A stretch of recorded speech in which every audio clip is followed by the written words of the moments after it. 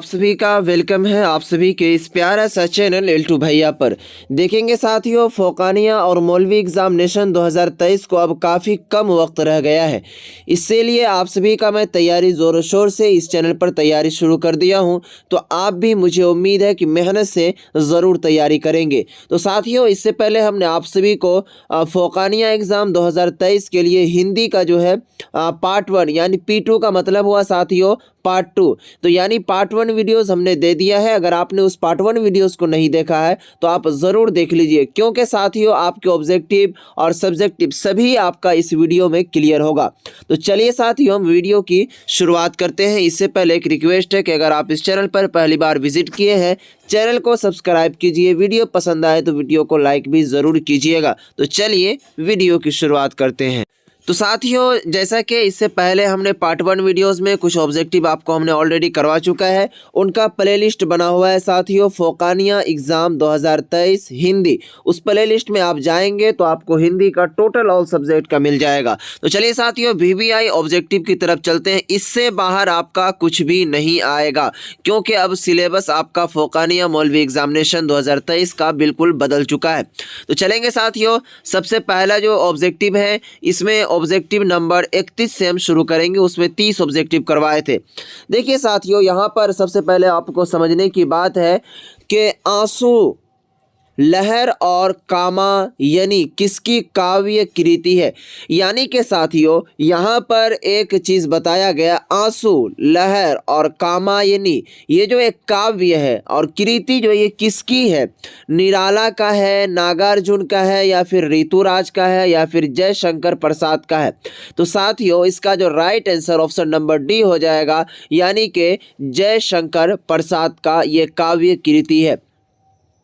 साथियों, इसी तरह से आपको ऑब्जेक्टिव में पूछा जाएगा और आप वीडियो को स्किप मत कीजिएगा, वरना आप बहुत पछतावा पड़ जाएगा आपको। और साथियों, इसमें मैं ऑब्जेक्टिव के साथ साथ आप सभी को मैं क्या कहते हैं कि हिंदी का सब्जेक्टिव भी करवाऊंगा ऑब्जेक्टिव से ही। तो चलिए देखेंगे। उसके बाद साथियों, अजात शत्रु, चंद्रगुप्त, उसके बाद है स्कंद गुप्त और ध्रुव स्वामिनी किसके द्वारा लिखी नाटक है।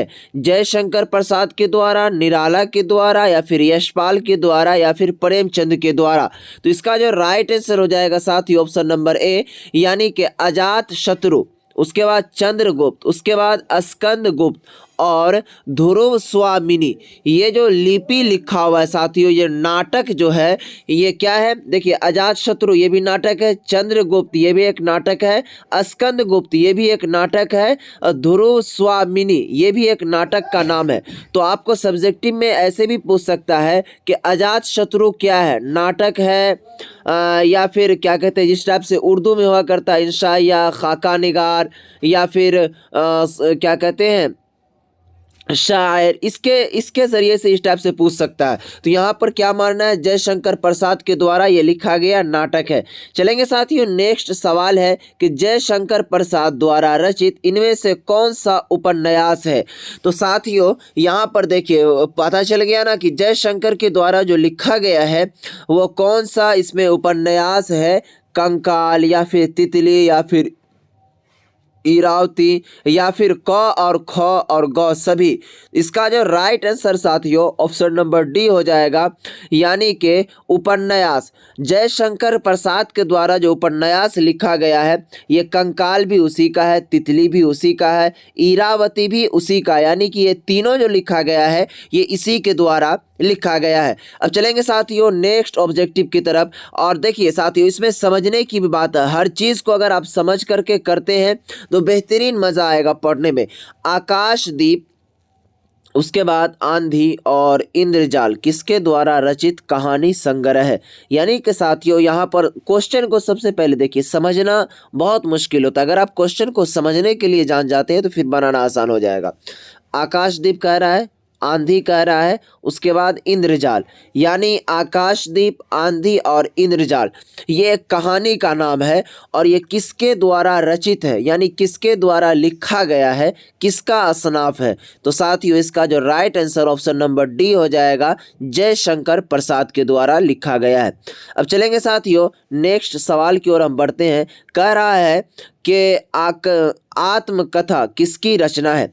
यानी एक कथा है और कथा के इसका नाम है आत्मकथा। इसके जो लिखने वाले राइटर हैं कौन है, तो right answer option number C यानी कि जयशंकर प्रसाद। आप कहेंगे कि सर यहाँ तो क ख ग और घ लिखा हुआ है, आप ABCD क्यों कर रहे हैं। तो मैं इसलिए कर रहा हूँ ABCD क्योंकि वीडियो काफ़ी लंबी हो जाएगी इस टाइप से हम करेंगे। तो इस टाइप से मैं A क को मैं मान रहा हूँ, B ख को मान रहा हूँ, C ग को मान रहा हूँ, D घ को मान रहा हूँ। तो चलिए साथियों नेक्स्ट सवाल की ओर हम बढ़ते हैं। यहाँ पर जो नेक्स्ट सवाल है कि आत्मकथ्य पहली बार किस आत्मकथा विशेषांक में प्रकाशित हुई थी। यानी आत्मकथ्य जो है पहली बार किस आत्मकथा विशेषांक में प्रकाशित यानी कि छपा था। हंस, लता या फिर माधुरी या फिर वंशज। इसका right answer option number A यानी कि हंस में प्रकाशित हुआ था। चलेंगे साथियों नेक्स्ट सवाल की ओर हम बढ़ते हैं। देखिए नेक्स्ट सवाल जो है यहाँ पर कह रहा है कि उत्साह के रचयिता कौन है। यानी उत्साह एक कहानी है साथियों, इसके लिखने वाले कौन है, सूरदास, जयशंकर प्रसाद, सूर्यकांत त्रिपाठी निराला या फिर तुलसीदास। इसका जो राइट आंसर हो जाएगा साथियों ऑप्शन नंबर सी यानी कि सूर्यकांत त्रिपाठी निराला। उसके बाद नेक्स्ट सवाल की ओर जब हम बढ़ते हैं तो इसमें कह रहा है कि सूर्यकांत त्रिपाठी निराला का जन्म कहाँ हुआ था। बंगाल के महिपादल में, बंगाल के हावड़ा में, बंगाल के हुगली में या फिर इनमें से कोई नहीं। तो साथियों सूर्यकांत त्रिपाठी निराला की जो पैदाइश हुई थी, जन्म हुआ था, वो बंगाल के महिपादल में। नेक्स्ट सवाल है कि सूर्यकांत त्रिपाठी निराला का जन्म किस सन में हुआ था, यानी कि किस ईस्वी में हुआ था। तो 1856 में, 1899, 1875, 1820। Right answer option number C यानी कि 1820 में इनकी पैदाइश हुई थी। नेक्स्ट सवाल है साथियों सूर्यकांत त्रिपाठी निराला की मृत्यु किस सन में हुई। यानी पैदाइश उसके बाद इंतकाल, ये बहुत पूछा जाता है साथियों, तो इसे आप ध्यान में रखिएगा। 1875 में इनका जन्म हुआ और मृत्यु यानी कि मौत जो है 1961 ईस्वी में हो गया था। अब चलेंगे साथियों नेक्स्ट सवाल की ओर। सूर्यकांत त्रिपाठी के विचार किससे मिलते थे। यानी सूर्यकांत त्रिपाठी निराला जो है इनका विचार यानी रहन सहन रख रखाव जो है किससे मिलता जुलता था। नहीं कहते हैं जैसे मान लीजिए आपके दो भाई हैं, तो मान लीजिए एक भाई दिल्ली में रहते हैं या फिर एक भाई पंजाब में, तो कोई किसी ने कह दिया कि अरे इसका जो भाई है ना बड़ा वाला सेम उसी की तरह लगता है रहन सहन। या फिर मान लीजिए आपके दादा हैं और आपके पोता है, मान लीजिए उनके पोते हुए आप, तो कोई कहेगा कि सेम रहन चलन, चलने का भी डिसाइड, खाने का तरीका, सब चीज़ उनके दादा पर गया, दादा की तरह। तो सूर्यकांत त्रिपाठी निराला का जो विचार है वो किससे मिलता था साथियों, तो रामकृष्ण परमहंस से भी मिलता था और विवेकानंद से भी मिलता था। अब चलेंगे साथियों नेक्स्ट सवाल की ओर हम बढ़ते हैं। यहाँ पर देखिए सवाल कर रहा है कि अनामिका और परिमल किसकी काव्य रचनाएं हैं। यानी अनामिका और क्या नाम है परिमल एक रचना है। कौन सा रचना है, तो काव्य रचना है। आपको ऑब्जेक्टिव इस टाइप से भी पूछा जा सकता है साथियों कि अनामिका और परिमल जो है ये कौन सी रचनाएं हैं, काव्य रचनाएं हैं, साव्य रचनाएं हैं, ताव्य रचनाएं हैं। तो आंसर क्या टिक करना आपको, काव्य रचनाएं हैं। और ये किनके द्वारा लिखा गया है साथियों, तो इसका जो राइट आंसर हो जाएगा ऑप्शन नंबर ए यानी कि सूर्यकांत त्रिपाठी निराला के द्वारा। साथियों आप इधर ध्यान दीजिए, आप उधर चुकुर भुकुर में लगे हुए हैं, उधर मत ध्यान दीजिए यार। आपके क्या कहते हैं फ्यूचर के लिए ये काम आ सकता है वीडियोस। अगर मान लीजिए ये ऑब्जेक्टिव आ गया तो कितना सही और मज़ेदार आप एग्ज़ाम बना के आएंगे। बच्चे वही कामयाब होते हैं जो मेहनत से तैयारी करते हैं। तो चलिए आप इधर देखिए फटाफट और इधर से तैयारी कीजिए। चलिए साथियों नेक्स्ट सवाल है सूर्यकांत त्रिपाठी निराला की काव्य रचनाएं इनमें से कौन सी है। गीतिका, कुकुरमुत्ता, नए पत्ते या फिर इनमें से सभी। तो साथियों सूर्यकांत त्रिपाठी निराला के द्वारा जो रचनाएं हैं, काव्य रचनाएं, वो गीतिका भी है, कुकुरमुत्ता भी है, नए पत्ते भी है, यानी कि ये तीनों इन्हीं के द्वारा लिखा गया है। चलिए साथियों नेक्स्ट सवाल की ओर हम बढ़ते हैं। तो प्यारे साथियों नेक्स्ट सवाल की ओर जैसे हम बढ़ते हैं तो कह रहा है कि निराला रचनावली साहित्य कितने खंडों में प्रकाशित है। यानी एक निराला है जिसका नाम है रचनावली साहित्य, ये जो है कितने खंडों में यानी कि कितने टुकड़ों में छपा है। 5 टुकड़ों में, 8 टुकड़ों में, 10, 12 टुकड़ों में। इसका जो right answer option number B हो जाएगा, यानी कि ये 8 टुकड़ों में छपा हुआ है। क्वेश्चन नंबर 57 है कि निराला रचनावली नामक साहित्य के रचनाकार कौन है। तो साथियों नाम से ही पता चलता है कि कौन है, तो इसका नाम क्या था, सूर्यकांत त्रिपाठी निराला। अब नेक्स्ट सवाल है साथियों कि छायावादी रचनाकारों में सबसे पहले मुक्त छंद का प्रयोग किसने किया था। यानी छायावादी जो रचनाकार थे उसमें सबसे पहले मुक्त छंद, मुक्त का मतलब क्या होता है साथियों, समाप्त कर देना, उस छंद का प्रयोग किसने किया था। तो देवदत्त ने, सूर्यकांत त्रिपाठी निराला ने, या फिर जयशंकर प्रसाद ने, या फिर नागार्जुन ने। तो इसका जो right answer option number B हो जाएगा, यानी कि सूर्यकांत त्रिपाठी निराला ने शुरू किया था। नेक्स्ट सवाल है साथियों, अट नहीं रही कविता के कवि कौन है। एक कविता है साथियों, उसका नाम है अट नहीं रही। क्या नाम है, अट नहीं रही। इसके जो क्या कहते हैं राइटर है, लिखने वाले कौन है, मुसन्निफ कौन है, तो सूर्यकांत त्रिपाठी निराला। उसके बाद साथियों नागार्जुन का जन्म किस सन में हुआ था, यानी कि किस ईस्वी में हुआ था। 1911 में, 1912 में, 1915 में, 1920 में। इसका right answer option number A, यानी कि नागार्जुन का जन्म जो हुआ था वो 1911 ईस्वी में हुआ था। चलिए साथियों नेक्स्ट सवाल है कि नागार्जुन का जन्म कहाँ हुआ। यानी कि नागार्जुन का जो जन्म हुआ था वो किस जगह हुआ था। क्या कहते हैं, पैदाइश कब हुई थी, 1911 में। और जन्म कहाँ हुआ, तो बिहार के दरभंगा ज़िला में, जहानाबाद में, सीतामढ़ी ज़िला में, समस्तीपुर में। तो बिहार के दरभंगा ज़िला वो वाला जो गाना है ना साथियों, ऐबे, आप समझ सकते हैं यही वाला गाना, ऐबे जे। यहाँ तक आपको हम बता दिए हैं। अब कुछ बच्चे कहेंगे सर आप गाना भी बता देते हैं। तो देखिए इसमें बात क्या रहता है कि आपको देखिए ज़्यादातर बच्चों को मूवी और भी जो एट्रैक्ट करता है दिमाग को, वो सभी चीज़ बहुत याद रहता है। तो जो भी दरभंगा वाला लड़का होगा वो तो ज़रूर ये गाना सुना होगा, ऐबे जे। अब इसके बाद आप समझ सकते हैं कौन सा है। तो नागार्जुन का जन्म कहाँ हुआ था, तो इस गाना से याद रखिएगा, ऐबे जे। ठीक है, अब आगे आप लगा लीजिए, हम लिख भी देते हैं यहाँ पर थोड़ा सा। ठीक है, आप सर्च भी कर लीजिएगा। ओके, तो बिहार के दरभंगा जिला में। चलेंगे साथियों नेक्स्ट सवाल है कि नागार्जुन का जन्म किस गांव में हुआ था। जन्म तो कहाँ हुआ, बिहार के दरभंगा जिला में। कब हुआ था, 1911 ईस्वी में। और नागार्जुन का जन्म किस गांव में हुआ था, तो ये है साथियों सतलखा गांव।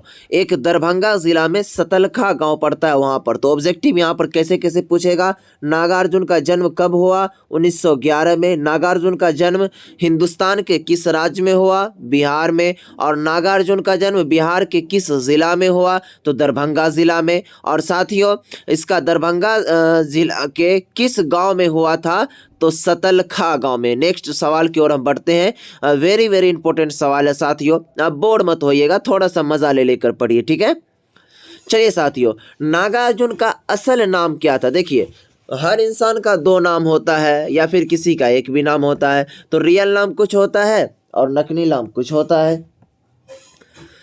तो उसका जो असल नाम था साथियों वो वैद्यनाथ मिश्र था। क्या नाम था उसका, वैद्यनाथ मिश्र। नेक्स्ट सवाल की ओर बढ़ते हैं। कह रहा है कि नागार्जुन श्रीलंका कब गए थे, 1936 में, 1950 में, 1940 ईस्वी में, 1920 ईस्वी में। तो नागार्जुन जो है ना साथियों वो श्रीलंका जो है 1936 ईस्वी में गया था। नेक्स्ट सवाल है कि नागार्जुन बौद्ध धर्म से दीक्षित होने के लिए कहाँ गए।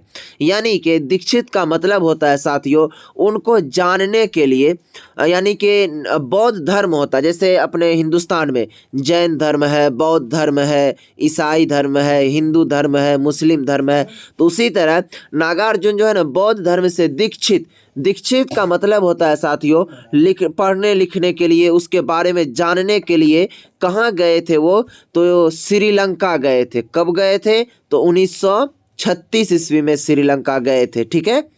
नागार्जुन का निधन कब हुआ था साथियों, 1998 में, 1980 ईस्वी में, 1992 में, 1985 में। तो नागार्जुन का जो जन्म हुआ था 1911 में, मृत्यु कब हुआ, 1998 में। और नागार्जुन का जन्म कहाँ हुआ था, दरभंगा जिला में। नागार्जुन का जन्म किस गांव में हुआ था, सतलखा गांव में। और नागार्जुन जो है साथियों वो श्रीलंका कब गए थे, तो 1936 ईस्वी में। और श्रीलंका किस लिए गए थे वो, तो बौद्ध धर्म से दीक्षित होने के लिए। ओके, नेक्स्ट सवाल की ओर बढ़ते हैं। कह रहा है कि नागार्जुन की प्रमुख काव्य कृतियां इनमें से कौन सी हैं। यानी कि नागार्जुन की प्रमुख का मतलब होता है साथियों मेन ये युग धारा, सतरंगे पंखों वाली, हजार बाहाँ वाली, क ख ग तीनों। इसका जो राइट आंसर हो जाएगा ऑप्शन नंबर डी होगा। यानी कि युग धारा भी इसी की प्रमुख काव्य कृतियां हैं, सतरंगे पंखों वाली ये भी इन्हीं का काव्य कृतियां हैं, हजार बाहाँ वाली ये भी इसी का क्या कहते हैं काव्य कृतियां हैं। चलेंगे साथियों नेक्स्ट सवाल की ओर हम बढ़ते हैं। नेक्स्ट सवाल कह रहा है प्यारे साथियों कि तुमने कहा था, क्या कहा था कि और पुरानी जूतियों का कोरस किसकी काव्य कृतियां हैं। तुमने कहा था और पुरानी जूतियों का कोरस किसकी काव्य कृतियां हैं। एक काव्य कृतियां का नाम है तुमने कहा था, दूसरा काव्य कृतियां है पुरानी जूतियों का कोरस। और ये दोनों जो है साथियों ये किसकी काव्य कृतियां हैं, नागार्जुन, देवदत्त, प्रेमचंद या क्या कहते हैं बिहारी। तो इसका जो right answer option number A हो जाएगा। यानी कि ये जो तुमने कहा था और पुरानी जूतियों का कोरस ये किनका लिखा हुआ है, तो नागार्जुन का। चलेंगे साथियों नेक्स्ट सवाल की ओर कि मैं मिलिट्री का बूढ़ा घोड़ा और आखिर ऐसा क्या कह दिया मैंने किसके द्वारा रचित काव्य कृतियां हैं। यानी कि मैं मिलिट्री का बूढ़ा घोड़ा, किसका बूढ़ा घोड़ा, तो मिलिट्री का, मिलिट्री या फिर मिलिट्री बोलिए, या फिर आखिर ऐसा क्या कह दिया मैंने। ओके, ये दो चीज काव्य कृतियां दी गई है। ये किसके द्वारा रचित है, यानी किसके द्वारा, तो किसके द्वारा लिखा गया है साथियों, तो right answer option number D यानी कि नागार्जुन के द्वारा। तो प्यारे साथियों इस तरह करके आपका हमने 2 वीडियोस में 69 ऑब्जेक्टिव को क्लियर कर दिया है। और आप वीडियोस को देखिए, रेगुलर आप वीडियोस को देखिए, जो भी वीडियोस को मैं डाल रहा हूं। तो मैं गुजारिश करूंगा कि जहां तक मुझे उम्मीद है आप ज़रूर देखे होंगे साथियों। और अगर आप चाहते हैं हमारे L2 भैया से जुड़ने के लिए, कोई भी चीज़ की नोटिफिकेशन पाने के लिए, आप हमारे Facebook page, Twitter account, Instagram, देखिए साथियों एक चीज़ आपसे रिक्वेस्ट करना चाह रहा हूँ, जो भी स्टूडेंट, जो भी साथी, जो भी भाई बहन अगर इंस्टाग्राम चलाते होंगे तो हमारा आईडी है L2 दीजिएगा, उसके बाद इस तरह खींचिएगा, उसके बाद भैया लिख दीजिएगा। ओके, BHAIYA, और इसको जाकर के पटाख से फॉलो कर लीजिएगा। और वहाँ पर आपको क्या कहते हैं इंपॉर्टेंट बातें और भी बहुत सारी जानकारी आपको मिलेगी मदरसा बोर्ड से रिलेटेड। ओके, और क्या कहते हैं टेलीग्राम को तो आप ज़रूर ज्वाइन कर लीजिएगा, उस पर भी L2 भैया लिखिएगा, उस पर भी आ जाएगा। ओके, चले साथियों फिर मिलते हैं नेक्स्ट वीडियो में।